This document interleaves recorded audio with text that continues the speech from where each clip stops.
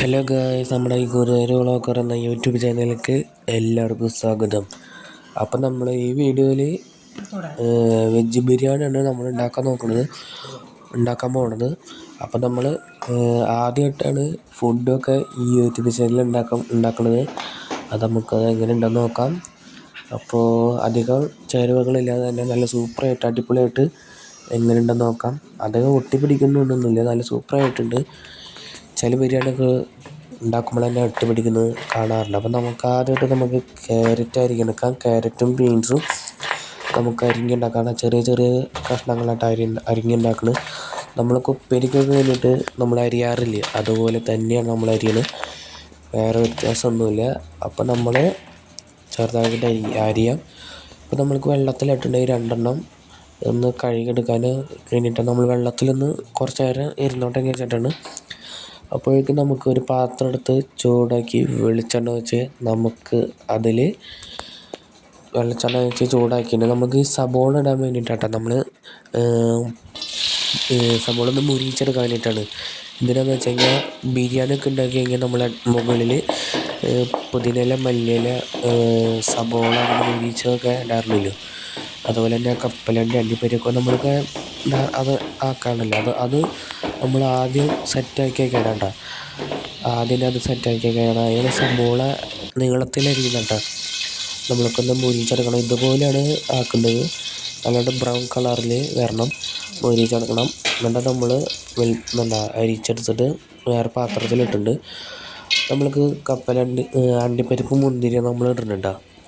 അണ്ടിപ്പരിപ്പ്, മുന്തിരി നമ്മൾ ആ വെളിച്ചെണ്ണയിൽ തന്നെയാണ് നമ്മൾ ചൂടാക്കണത്. മുന്തിരിയും അണ്ടിപ്പരിപ്പും രണ്ടും ഒരുമിച്ച് ഇരിക്കട്ടെ. ഒരു 2 മിനിറ്റൊക്കെ ഇത് വെച്ചാൽ മതിയാവും. അണ്ടിപ്പരിപ്പും മുന്തിരി 2 മിനിറ്റ് ഒന്ന് വരട്ടെ, ഒന്ന് ചൂടായിട്ട് വരട്ടെ. അപ്പോൾ തന്നെ ചെറുതായിട്ടൊക്കെ വീർത്തിട്ട് നമുക്ക് വരും. ഇളക്കിക്കൊണ്ടിരിക്കണം.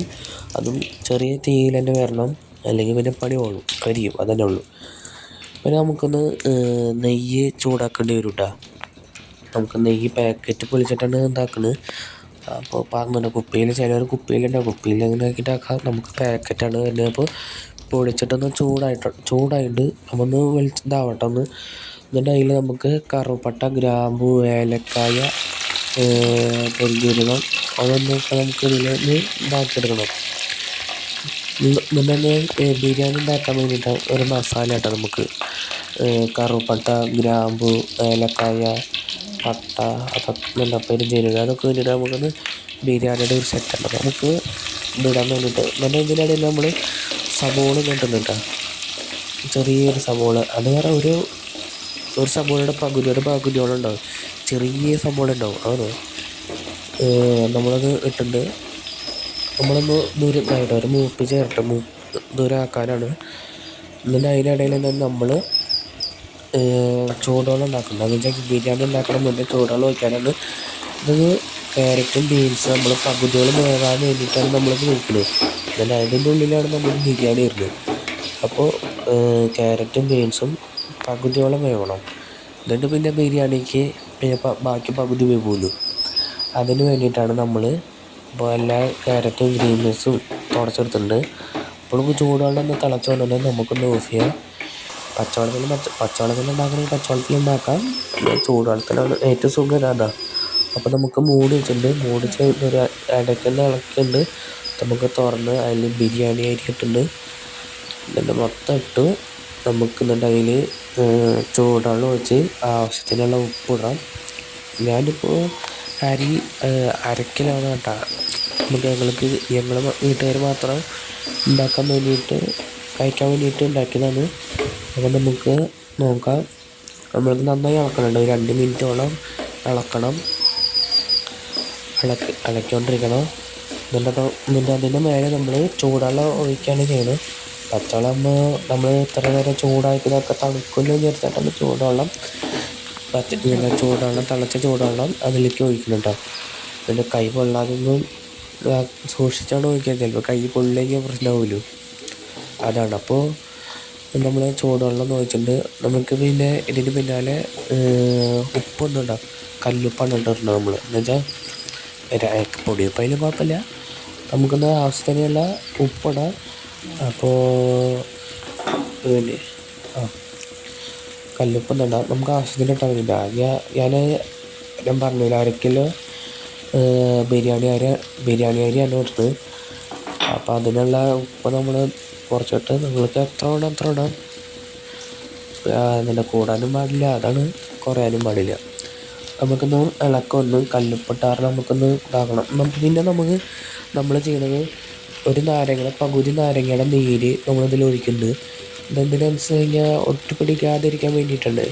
ചിലവരൊക്കെ ബിരിയാണി ഉണ്ടാക്കുമ്പോൾ ഒട്ടിപ്പിടിക്കുന്ന കാണാം, അതാണ്. അപ്പോൾ നമ്മുടെ ഇതിലുണ്ട് ഒട്ടിപ്പിടിക്കുന്ന കാണാമല്ല, ഒന്ന് ഇളക്കണം. കാണും വെള്ളമൊക്കെ വറ്റി വെന്ത് വന്നിട്ടുണ്ട്, എല്ലാ സാധനവും സെറ്റായിട്ട് വന്നിട്ടുണ്ട്. നമ്മളത് ഇതിൻ്റെ മേലെ നമ്മൾ ആദ്യം സബോള മുറിപ്പിച്ചെടുത്തത് ആദ്യം നമ്മൾ ഉണ്ടാക്കിയിട്ടുണ്ടെങ്കിൽ അത് നമ്മൾ ബിരിയാണീൻ്റെ മുകളിലിട്ട്, അതുപോലെ തന്നെ അണ്ടിപ്പരിപ്പും മുന്തിരിയും ഒക്കെ നമ്മൾ മുകളിൽ ഇതിൽ തന്നെ ഇടുന്നുണ്ട്. അപ്പം നമ്മളൊന്ന് പരത്തണം. ഇതിൻ്റെ മേലെ തന്നെ മല്ലിയിലും പുതിനയിലും നമ്മൾ ഇടുന്നുണ്ട്. നമ്മൾ മല്ലിയിലും പുതിനയിലും മേടിച്ചത് കൂടി പോയാന്ന് അറിയില്ല, എന്നാലും നമ്മൾ ഇട്ടിട്ടുണ്ട് ഇതിൽ ഉള്ളിലാണെങ്കിൽ നമുക്ക് മുട്ട ഇട്ടുണ്ടെങ്കിൽ മുട്ട ഇടാം. പക്ഷെ മുട്ട ബിരിയാണി ആകുമെന്ന് സംശയമുണ്ട്, അത് നമ്മളധികം ഇതിടാത്തത്. നമ്മളിപ്പോൾ ഇതിങ്ങനെ മാത്രമേ ഉള്ളൂ, നമ്മൾ മുട്ടയൊന്നും ഇല്ലാത്തതുകൊണ്ട് പിന്നെ മുട്ട ഇട്ടില്ല എന്നുള്ളൂ. മുട്ട ഇടുന്നവരുണ്ടാകും, പക്ഷെ മുട്ട ബിരിയാണി ആവുമെന്നുള്ള സംശയമുണ്ട്. അപ്പോൾ നമ്മൾ അതിലൊന്നും ആക്കിയില്ല. നമ്മളിപ്പോൾ സാധനം സെറ്റായിട്ടുണ്ട്, നമുക്കിത് വെറുതെ ഒന്ന് കഴിക്കാം. അപ്പോൾ പ്ലേറ്റ് എടുത്ത് അതിൽ ബിരിയാണി ഉണ്ടാട്ടെ. ഒട്ടിപ്പിടിക്കലൊന്നും അങ്ങനെയൊന്നും ഒരു പ്രശ്നമില്ല, അതാണ് നമ്മുടെ ബിരിയാണി. അപ്പോൾ നോക്കി നോക്കാം. അപ്പോൾ നമ്മൾ സബ്സ്ക്രൈബ് ചെയ്തിട്ടില്ലെങ്കിൽ സബ്സ്ക്രൈബ് ചെയ്യുക, ഷെയർ ചെയ്യുക.